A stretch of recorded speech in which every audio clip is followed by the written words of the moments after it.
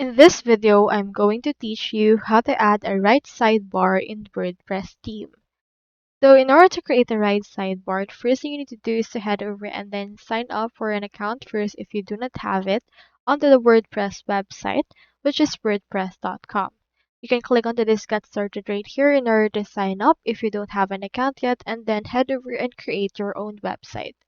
So since I already created my own website, you can head over and then just click on this login option that we can see right here and enter your credentials in order to log in. Now here is the site that I have. So for the right sidebar, you can just actually add a hamburger menu right here instead of the actual menu that we have in here.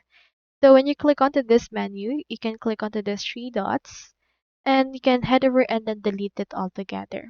Alternatively, you can click onto this plus icon and then click on search and search in here for menu. You can see in here this page list. We can see some navigations as well, and you can see how it looks like. So you can also see in here some menu templates that we can choose from. So you have in here a lot of options that you would want as well. Just choose right here the actual template that you would want to actually select. Or alternatively, you can also click on the already added menu and you can see this icon right here.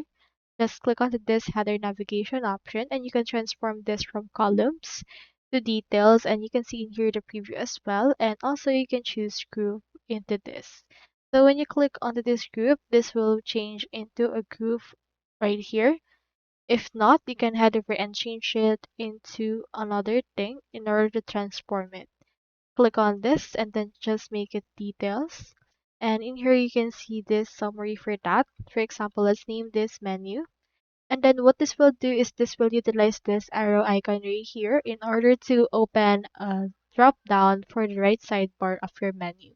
Head over and save that in here. So that's how you add a right sidebar in WordPress theme. I hope this video helped you out.